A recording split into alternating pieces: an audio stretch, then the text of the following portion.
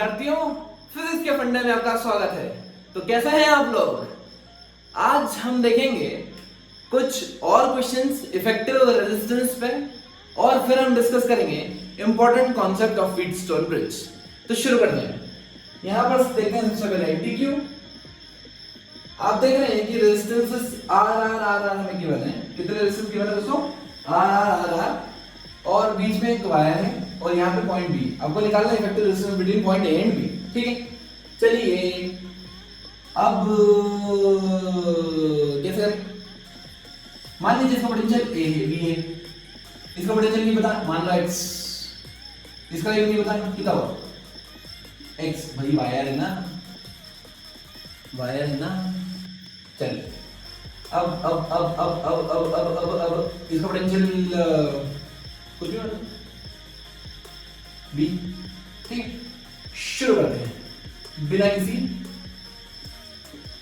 उसके। तो ये x बीच में लिखना पड़ता है। अब ये a और x मतलब एक a और x के बीच में और एक b और x के बीच में। फिर ये ax b के बीच में, x b के बीच में। तो दो रेजिस्टेंस यहाँ दो यहाँ, मतलब कितना r/2, ये कितना हो जाएगा r/2 और r/2 का यहाँ पर सीरीज में क्या आ गया? मेरा आंसर क्या है? समझ में आया मैंने क्या किया? बहुत बढ़िया। अब हम देखते हैं ये वाला क्वेश्चन। ए और बी के बीच में मुझे इफेक्टिव निकालना है। ये सारे आर इधर बीच में भी आ रहा है।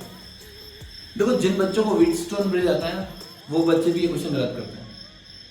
वो बोलते हैं कि आर का आंसर आर होता है। बट मेरे भाई, पहले चेक कर लो व्हीटस्टोन ब्रिज है कि नहीं। जिन लोग को व्हीटस्टोन ब्रिज नहीं पता वो बहुत अच्छी बात है, वो तो सही करेंगे इसको। अब ध्यान से देखो, यहां पे पोटेंशियल ए है, यहां पोटेंशियल ए है, यहां पे एक्स है, यहां पे बी है, यहां पे क्या है? क्या दोस्तों? भैया मेरे राखी के बंधन को निभाना अंदर रखो। पोटेंशियल निकालने की जरूरत भी नहीं है। क्यों? अरे तुमको ये दिखा, ये दोनों सीरीज में, तो ये दोनों अगर सीरीज में है तो हटाओ ना, 2r लिख दो डायरेक्ट।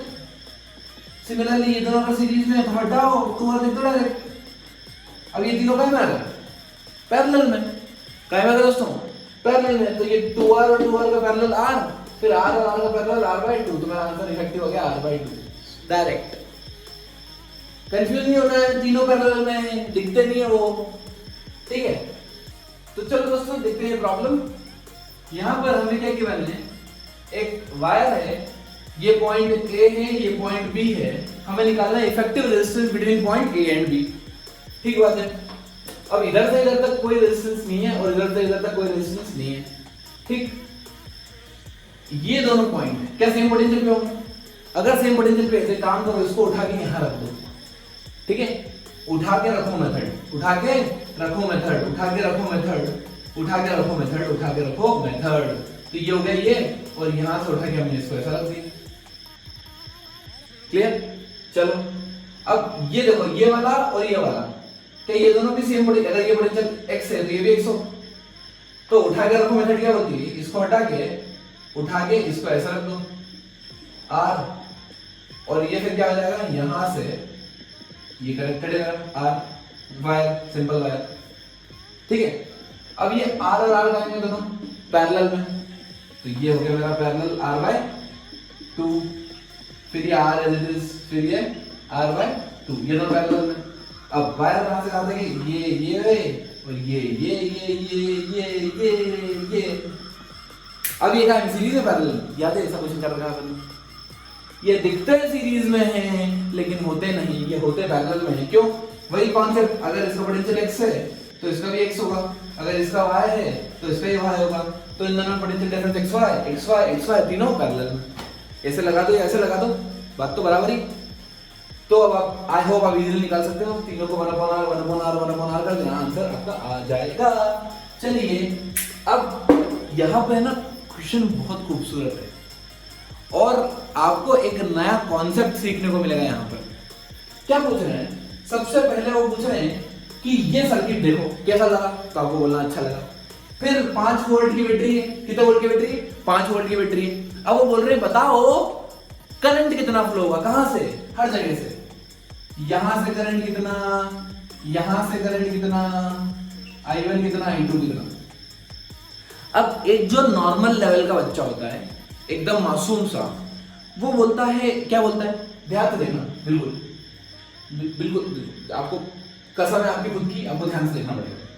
ये पोटेंशियल मान लीजिए अगर नोडल एनालिसिस करते, क्या करते हैं, नोडल एनालिसिस, अगर ये 0 है तो ये 5 होगा, ठीक है, हायर पोटेंशियल, ये 5 तो ये 5, ये 5 तो ये 5, ये 5 तो ये 5, ये 5 तो ये 5, आया आया आया, मतलब यहां से अगर ये 5 वोल्ट है तो ये भी 5 वोल्ट होगा।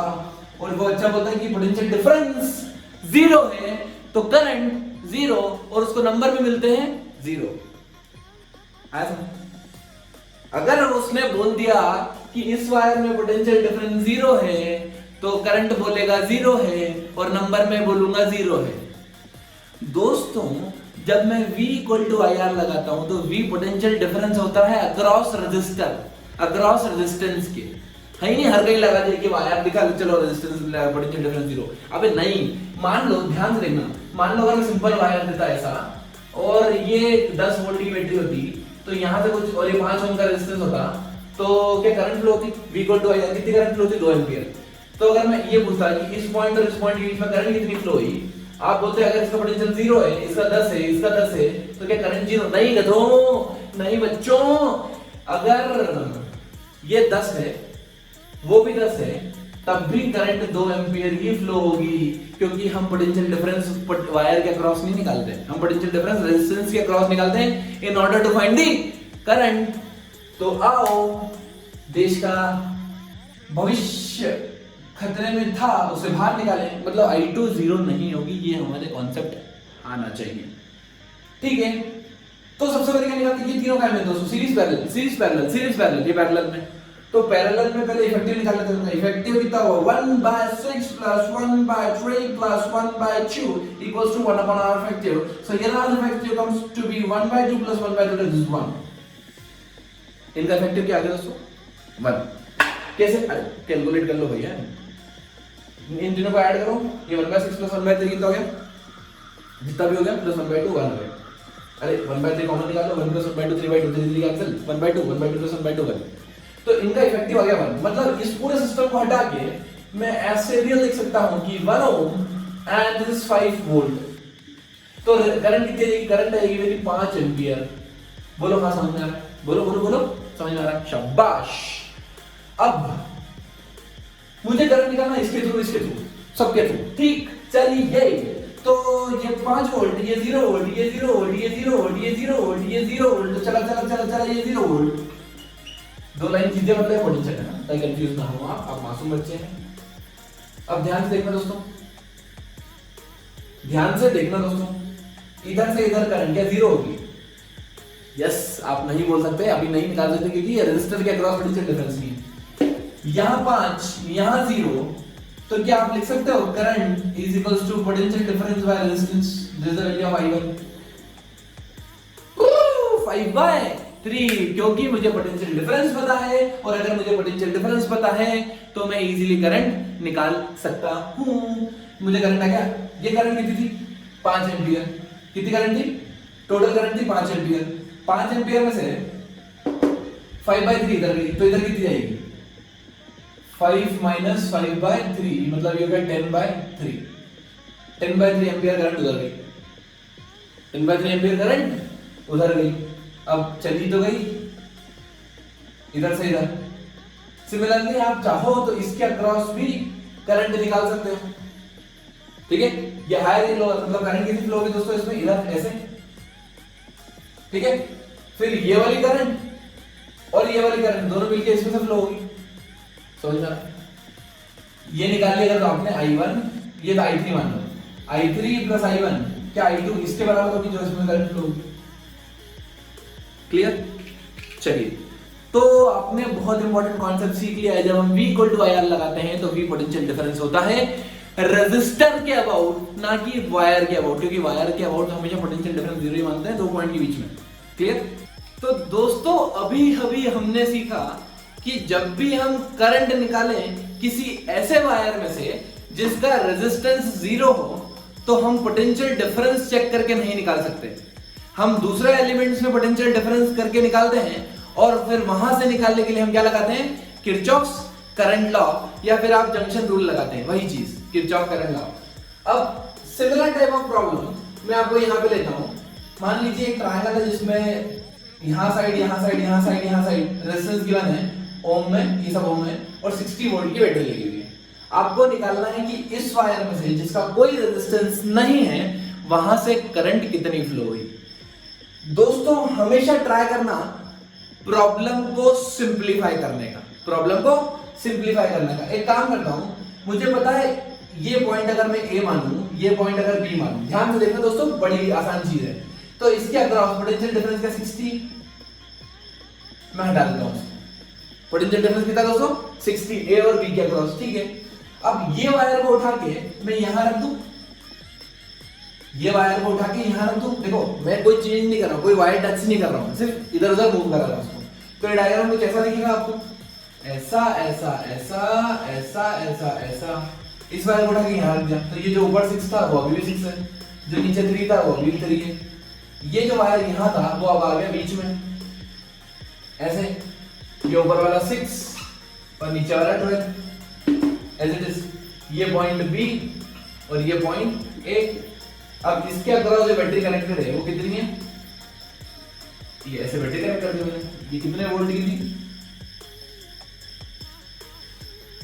60 वोल्ट की, ठीक है 60 वोल्ट ले लीजिए। चलिए हमें निकालना है कि करंट कितना फ्लो हुआ यहां से यहां, आई स्मॉल है, कितना करंट फ्लो हुआ ऐसे, ठीक। चलिए देखते हैं, या तो ऐसे फ्लो हुआ होगा या ऐसे फ्लो हुआ होगा, हुआ तो हुआ होगा, ठीक है। अब ये प्रॉब्लम आपको थोड़ी सी इजी लगेगी, थोड़ी सी, ज्यादा तो नहीं बोल सकता बट ध्यान से सुनिए। पहले मैं टोटल करंट निकाल लेता हूं कि करंट आ कितना आ रहा है, करंट कितना आ रहा है। तो ये दोनों देखिए, अब ये पोटेंशियल अगर x है तो ये पोटेंशियल भी x है, ठीक है। ये व्हीटस्टोन ब्रिज नहीं है, व्हीटस्टोन ब्रिज में पढ़ाऊंगा क्या होता है, बेसिकली 3/6 और 6/12 है, तो व्हीटस्टोन नहीं। नाउ यहां पे एक चीज दिख रही होगी आपको कि ये दोनों टाइम आ गए, पैरेलल में आ गए। तो 6 और 3 का पैरेलल कितना था 2, ये 2 है, ये पॉइंट ए है, ये x, और 6 और 12 का पैरेलल कितना होता है 12 × 6/12 + 6 18, 3 4, ये हो जाए 4, ठीक है। आप कर सकते हैं चाहे तो 12 × 6/18, 3 4 हो जाएगा। अब इन दोनों का इफेक्टिव कितना आएगा 6, और मेरी बैटरी कितने वोल्ट की, तो कितना करंट आ गया, करंट आ गया मेरा 60 डिवाइडेड बाय 6, मतलब 10 एम्पियर करंट बैटरी में से निकल के आ रहा है। कितना आ गया 10 एम्पियर करंट आ गया बैटरी में से निकल के, ठीक है। अब ध्यान से अगर देखें तो ये वो वाला केस है जो मैंने आपको सिखाया था पैरेलल रेजिस्टेंसेस वाला। दोस्तों याद आया आपको, ये 6 ये 3 याद है। अगर करंट आ रहा है यहां से 10, तो इधर के लिए क्या opposite resistance divided by sum of resistance into 10, याद आया। सिमिलरली यहां से कितना हुआ opposite resistance divided by sum of resistance into 10, clear. और आपको पता है ज्यादा रेजिस्टेंस तो कम करंट, तो यहां से करंट कितनी गई, यहां से करंट गई तो गई, कितनी गई दोस्तों 6 वाले में से गई 30/9, या मैं ऐसे लिख सकता हूं 10/3 कर दो, 10/3 गई, और यहां से कितनी गई 20/3, कितना ओम में से 3 ओम में से मैंने मिटा दिया उसको, ये 3 ओम, ठीक है। चलिए अब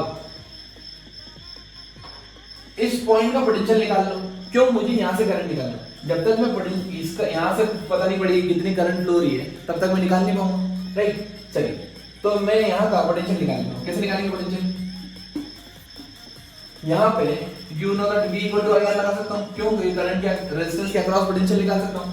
तो ये जाएगा, ये 0 मान लो, ये 0, ये 60, ये 60, तो ये भी 60, ये 60, तो जाएगा 60 - x = I × r, मतलब 20 × 3, 20/3 × 3, ठीक है। तो कितना हो गया ये हो गया 3 3 कैंसिल 40, x आ गया 40, मतलब ये मेरा पोटेंशियल 40 वोल्ट है। अगर ये 40 वोल्ट है, ध्यान से सुनो दोस्तों, अगर ये 40 वोल्ट है तो यहाँ से करंट कितनी रहेगी? 40/12 मतलब 3, इसको 10/3 लिख दूं? कितनी करंट गई यहाँ से? 10/3, 4 से डिवाइड करके दो तरफ। ओके, 10/3 करंट यहाँ से गई। अब देखो 20/3 यहाँ से, जंक्शन रूल लगाओ। 20/3 यहाँ से आई, 10/3 यहाँ से गई, 10/3 वहां से गई, तो क्या बची हुई जो करंट है वो 10/3 यहाँ से जाएगी, क्योंकि incoming current should be equal to outgoing current. Clear? चलिए एक बार वेरीफाई कर लेते हैं। हम वेरीफाई करते हैं कि जो हमने पढ़ा, जो हमने सीखा वो सही है या नहीं है। ठीक है, यहां से 10/3 गई ऊपर, यहां से 10/3 ऑलरेडी, तो यहां से कितनी जाएगी? कैलकुलेशन वाइज बोलते हैं 20/3। कैलकुलेशन क्या बोलती है? 20/3। लेकिन हम कैलकुलेशन पे बिलीव नहीं करेंगे, हम बिलीव करेंगे पोटेंशियल पे। देखते हैं आता है कि नहीं आता है। यहां पे अगर x कितना है 40 वोल्ट, तो ये भी 40 वोल्ट ही होगा। बोलो बोलो बोलो 40 वोल्ट। अब ये 40 वोल्ट, ये कितना 0, तो क्या 40 - 0 equal to IR, I divided by R, resistance का 6, तो जाएगा 40 - 0 डिवाइडेड बाय 6, तो क्या हो गया 20/3। क्या ये और ये मैच कर गया? दोस्तों आप कैसे भी निकाल सकते हो, अगर कॉन्सेप्ट क्लियर है, आपको Kirchhoff current law, voltage law, potential, ये वो सब निकालना आता है, तो आपके लिए जिंदगी और करंट इलेक्ट्रिसिटी बहुत आसान है दोस्तों। ठीक है, और अगर आपको नहीं समझ में आ रहा है तो दोस्तों प्रैक्टिस कीजिए। जितना ज्यादा प्रैक्टिस करेंगे आप, जितना ज्यादा आप बार बार एक ही टाइप के क्वेश्चन कीजिए, क्वेश्चन खुद से करने की कोशिश कीजिए, और थोड़े बहुत चेंजेस करते आइए उसमें कि अगर रेजिस्टेंस इतना हो तो कैसे निकालेंगे, ये वो। एक प्रैक्टिस करने के बाद आपको जो अंदर से कॉन्फिडेंस आएगा वो अलग लेवल का होगा। तो आइए दोस्तों, अब हम देखते हैं concept of balanced Wheatstone bridge. ये व्हीटस्टोन ब्रिज क्या होता है? व्हीटस्टोन ब्रिज एक 5 रेजिस्टेंस का समूह है। क्या है? 5 रेजिस्टेंस अगर किसी सर्किट में लगे हों एक स्पेसिफिक फैशन में, तब हम उसको बोलते हैं व्हीटस्टोन ब्रिज। कैसे? जैसे मान लीजिए ये 5 रेजिस्टेंस है, ठीक है, फिजिक्स पढ़ना है क्या भाई? क्या हो गया? ये 5 रेजिस्टेंस है, 5 resistance R1 R2 R3 R4 R5। ठीक, चलिए अब ऐसे कनेक्टेड होना चाहिए बैटरी से कि 2 टर्मिनल सिर्फ बैटरी से ये वाले 2 एंड ही कनेक्टेड होंगे। ठीक है, आप बैटरी यहां ना लगा दें, इस एंड पे बैटरी मत लगा देना दोस्तों, ऐसे एंड पे बैटरी मत लगा देना जहां करंट 3 पार्ट में डिवाइड होती हो। करंट कितने पार्ट में डिवाइड होना है? 2 पार्ट में। करंट कितने पार्ट में डिवाइड होना है दोस्तों? 2 पार्ट में। कुछ छोटी छोटी बातें हैं जो आपको याद रखनी चाहिए ताकि आपकी कोई गलती ना हो। ठीक है, 5 रेजिस्टेंस होना चाहिए, बैटरी में से जो भी करंट निकल के आ रही है वो सिर्फ 2 पार्ट में डिवाइड होना चाहिए। ठीक है, अब अगर ऐसा होता है तो मान लीजिए अगर करंट I है और यहां पे गई I1, यहां पे गई I2। ठीक है, यहां पे गई I1, यहां पे गई I2। इस सिस्टम को मैं बैलेंस्ड व्हीटस्टोन ब्रिज तब बोलूंगा जब इसमें से कोई करंट नहीं जाएगी। ये इसकी कंडीशन होती है that no current should pass through this resistance R5।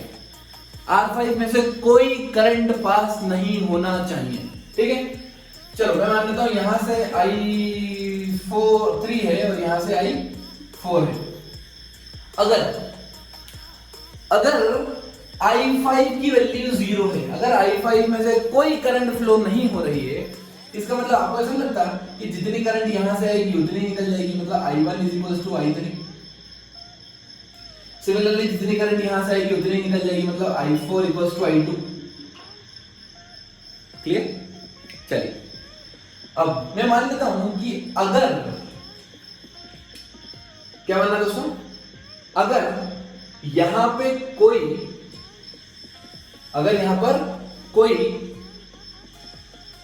Current नहीं गया तो इसका पोटेंशियल मैं मान लेता हूं x। इसका पोटेंशियल क्या मान लेता हूं? x। अगर इसका पोटेंशियल x मान लिया तो इसका भी क्या हो जाएगा? x। ठीक है, चलो यहां पे कोई करंट नहीं गया है, करंट नहीं गया है मतलब दोनों का पोटेंशियल क्या है? सेम, वो एक ही पॉइंट है, तो उठा के मैंने यहां रख दिया। अब यहां पे पोटेंशियल डिफरेंस कितना आ गया? ये मान लीजिए 0 है, ये V वोल्ट की बैटरी है तो यहां पे V होगा, राइट? तो यहां पे कितना आ जाएगा? V - x। क्या मैं ऐसा लिख दूं?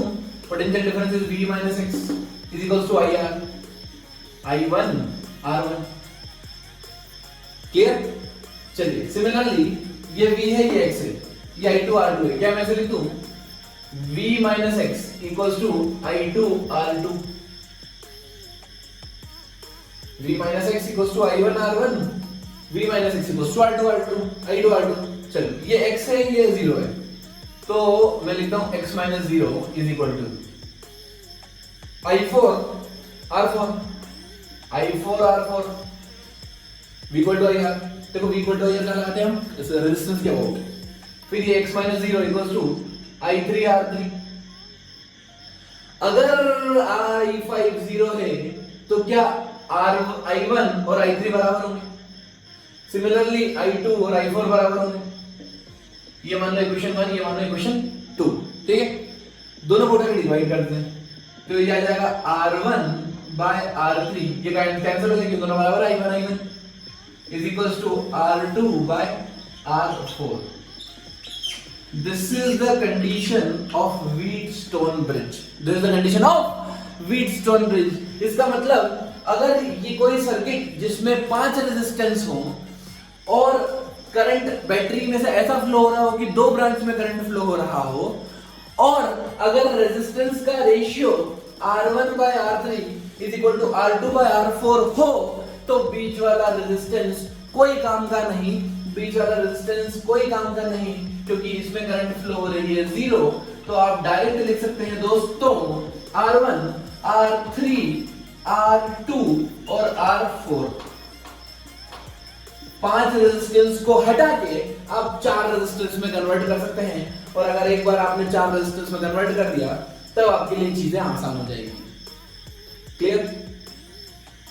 कैसे आसान होगी दोस्तों चीजें बस आसान होती चली जाएगी। अब आपको अगर रेजिस्टेंस इफेक्टिव निकालना है तो क्या आप डायरेक्ट निकाल सकते हो, ये दोनों कायम आ गए सीरीज में और ये दोनों कायम आ गए सीरीज में, फिर इफेक्टिवली दोनों कायम आ गए पैरेलल में। क्या चीज क्लियर है? चलो, तो R इफेक्टिव निकालना आपके लिए इजी हो जाएगा कब, जब ये रेशियो सेटिस्फाई करे, this upon this equal to this upon this. ये समझ में आता है? इसको मैं एक तरीके से और लिखता हूं, R1 R4 equals to R2 R3। मतलब ऑपोजिट डायगोनल्स, मतलब ऑपोजिट साइड्स का into should be equal to this into this. ठीक है, एक ही चीज है, उसके डिफरेंट तरीके हैं। आप जैसे देखते हैं 3 तरीके में देख सकते हैं, this upon this should be equal to this upon this, और this upon this should be equal to this upon this, और this into this should be equal to this into this. 3 चीजें, लेकिन आप एक ही चीज पे फोकस करो ताकि अपन सब प्रॉब्लम में वही लगाएंगे तो आपको कंफ्यूजन होने की चांसेस खत्म हो जाएंगे। हम क्या देखेंगे, एक ही साइड पे दिस अपॉन दिस, ऊपर नीचे का रेशियो बराबर होना चाहिए, ऊपर नीचे का रेशियो बराबर होना चाहिए। R1 by R2 should be equal to R3 by R4। कैसे मैंने इसको इंटरचेंज कर दिया, ध्यान से देखो, इसको मैं ऐसे लिख दिया R1 by R2 is equals to R3 by R4। तो ये 3 डिफरेंट फॉर्मेट बताया मैंने, ये होना चाहिए या ये कोई भी 3 में से एक आप लगा सकते हैं। आप हम जनरली जो लगाएंगे वही लगाएंगे, एक ही साइड पे लिखेंगे this upon this should be equal to this upon this, और फिर प्रॉब्लम्स को सॉल्व करेंगे। क्या आपको इस कंडीशन को बोलते हैं balanced Wheatstone bridge. Balanced Wheatstone bridge 5 resistance को 4 रेजिस्टेंस में ब्रेक करने की मेथड। कब? अगर ये रेजिस्टेंस के बराबर और ये रेजिस्टेंस के रेशियो, इसका रेशियो और इसका रेशियो अगर बराबर बैठता है तो इसको रिमूव करना ही बेटर होता है।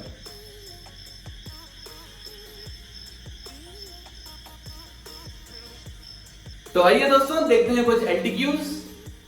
यहां पर हमें रेजिस्टेंस गिवन है 5, मतलब प्रोबेबिलिटी है कि लग जाए यहां पर व्हीटस्टोन ब्रिज। ठीक है, देखते हैं this upon this should be equal to this upon this. क्या 4/3 इज इक्वल टू 3/6 आ रहा है? बिल्कुल आ रहा है। इसका मतलब क्या मैं इसको रिमूव कर सकता हूं? यस, रिमूव कर सकते हैं। ये हमारा आंसर आ गया। अब वो मुझसे अगर करंट निकालो या कुछ निकालो, आप इजीली निकाल सकते हो। ये क्या है, टोटल 7। आप यहां से डायरेक्ट इसको कैसे लिख सकते हो दोस्तों, 7 और ये 14 और ये 15 वोल्ट। ठीक है, अब इन दोनों का आप क्या करोगे, पैरेलल करोगे और फिर आप इजीली टोटल करंट निकाल सकते हैं। चलिए दोस्तों इधर देखते हैं, यहां 4 8 3 6 और ये 5 क्या है, व्हीटस्टोन ब्रिज है। चेक करते हैं, 4/8 3/6 क्या है बराबर? यस और नो, यस और नो, यस और नो। अरे दोस्तों थोड़ा सा दिमाग लगाओ यार, ऐसा क्या कर रहे हो। अगर बैटरी कौन से टर्मिनल से कनेक्ट होना चाहिए, उसकी करंट 3 पार्ट में डिवाइड होना चाहिए 2 पार्ट में। यहां आप देखेंगे तो जैसे ही करंट निकल के आ रहा है तो करंट 3 पार्ट में डिवाइड हो रहा है। ये व्हीटस्टोन ब्रिज नहीं है, ये तो नॉर्मल पैरेलल वाला सवाल है। ये सीरीज, ये सीरीज, ये सीरीज, ये तीनों पैरेलल, तो इससे करंट कितना आ जाएगा। ये पोटेंशियल 15 है तो ये भी पोटेंशियल 15 होगा इसके अक्रॉस। अगर ये 0 है, ये 15 है तो ये 15, ये 0, तो करंट आ गया मेरा 15/5 3 एम्पियर।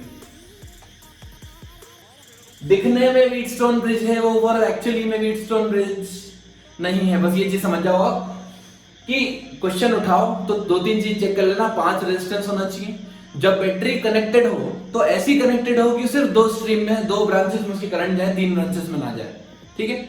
और ratio this upon this should be equal to this upon this होना चाहिए, तब मैं बैलेंस व्हीटस्टोन ब्रिज निकाल के इसको 0 मान सकता हूं। तो बच्चे जनरली गलती क्या करते हैं, आंख बंद करते हैं और 0 आंसर टिक करते हैं, उनको मिलता भी क्या है 0, ठीक है। चलिए अब एक प्रॉब्लम और लेते हैं। मान लीजिए कोई बैटरी 80 वोल्ट की, ये बहुत स्टैंडर्ड है इसलिए मैंने ले रहा हूं। अगर मान लो पूरा सर्किट में 5 रेजिस्टेंस है और 5 आर है, ठीक है, तो आर का आंसर आ ही आता है। आर का आंसर आ ही आता है। कैसे, देखो ध्यान से, मुझे पता है कि अगर मैं इसको रिमूव भी कर दूंगा तो कोई फर्क नहीं पड़ेगा क्योंकि R/R इक्वल टू R/R है। अब ये R का है सीरीज में, मतलब 2R, ये सीरीज में, ये भी 2R और 2R पैरेलल में कितना होता है R। तो मैं इसको डायरेक्ट R, पूरे सिस्टम को अगर 5 रेजिस्टेंस R है और सेटिस्फाई कर रहे कंडीशन में व्हीटस्टोन ब्रिज की, तो डायरेक्ट 5 को हटा के सिर्फ एक R से रिप्लेस कर सकते हैं, ठीक है।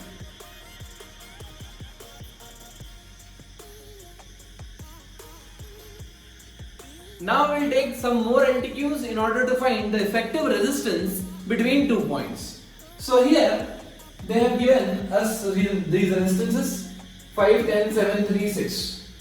Now first of all what we find, we try to find खूबसूरती। हम देखते हैं कोई सीरीज पैरेलल में है क्या, नहीं दिखा। देखो ये रूल समझ के रख लो आप। सबसे पहले आपकी निगाहें कहाँ होना चाहिए, सीरीज है या पैरेलल।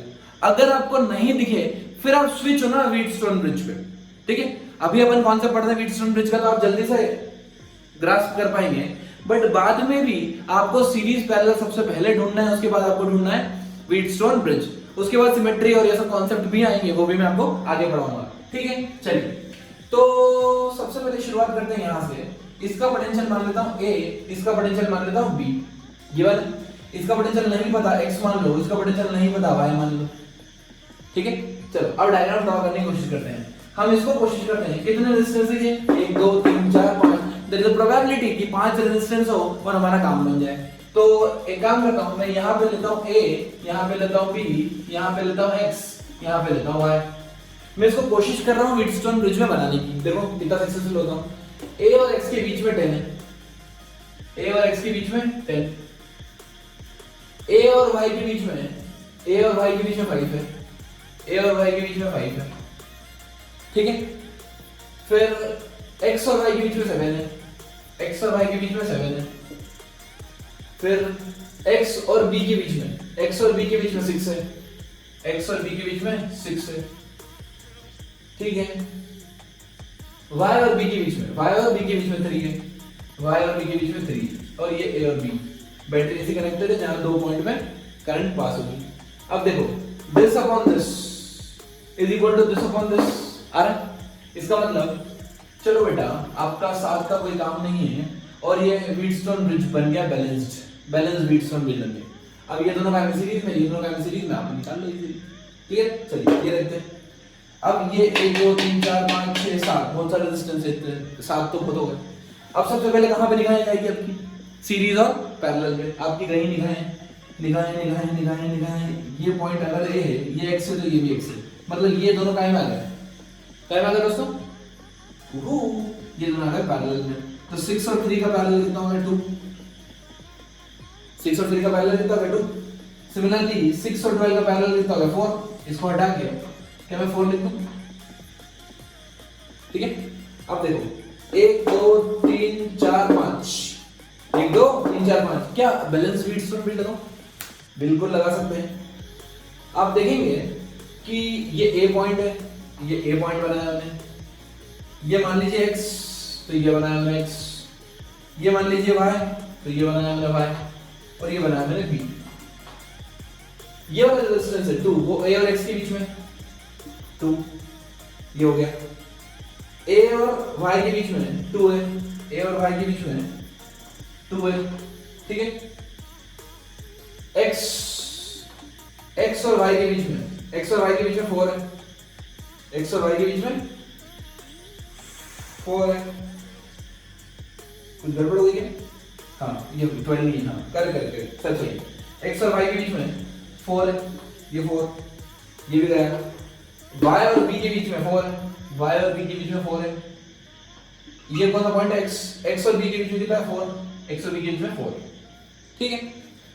तो ये 2/2 इक्वल्स टू 4/4, 1:1 का रेशियो आ रहा है, मतलब ये भी कोई काम का नहीं। हटाओ, खेल खत्म, इजी। समझ आया अप्रोच कैसे करना है?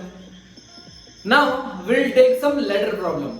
ये लेटर प्रॉब्लम क्या होती है? बेसिकली एक इनफाइनाइट सीरीज होती है, उसको हम समुद्र कॉन्सेप्ट से सॉल्व करते हैं। कौन सा कॉन्सेप्ट दोस्तों? समुद्र कॉन्सेप्ट।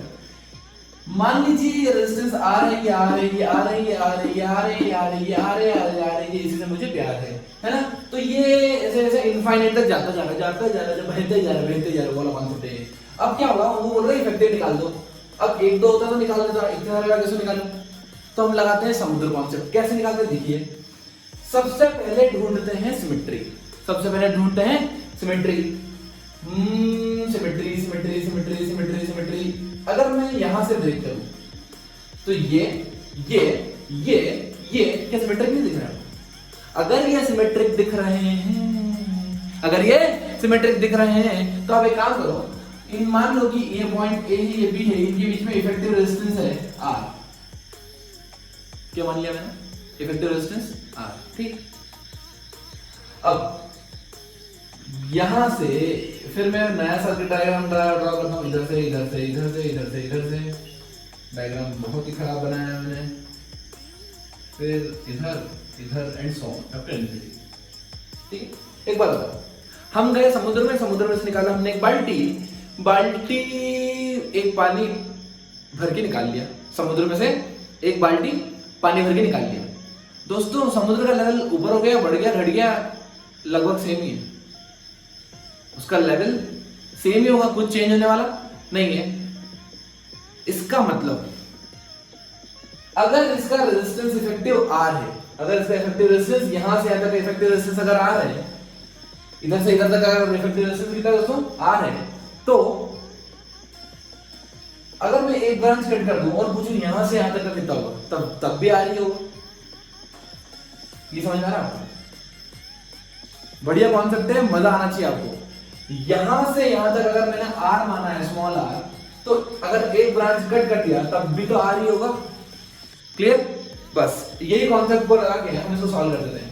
हम मान लेते हैं कि यहां से इधर तक पूरा रेजिस्टेंस R इफेक्टिव के बराबर है।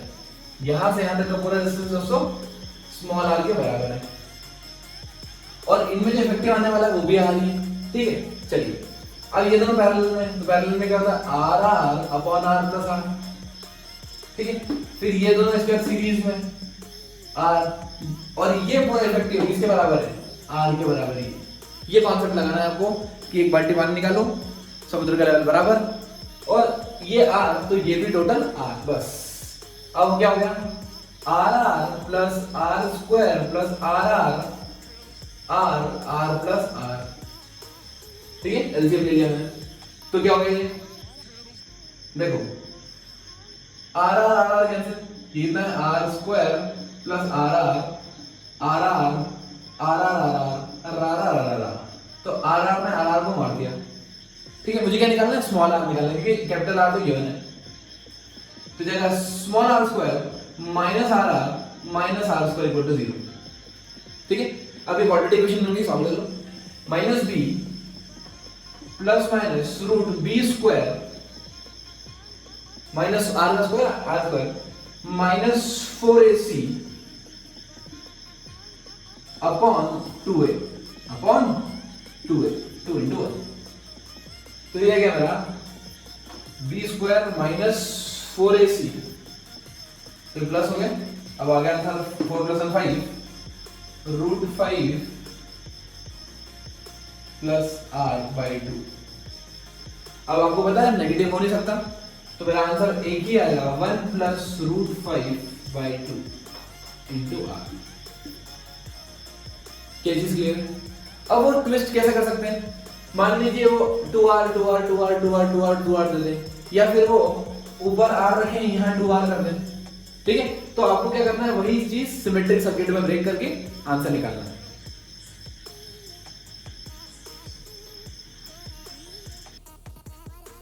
जो विनर है, जो जीतेगा, वो एक बार नहीं 1000 बार गिरकर खड़ा होगा और बोलेगा मैं खेलेगा। Stay motivated, keep learning, keep supporting.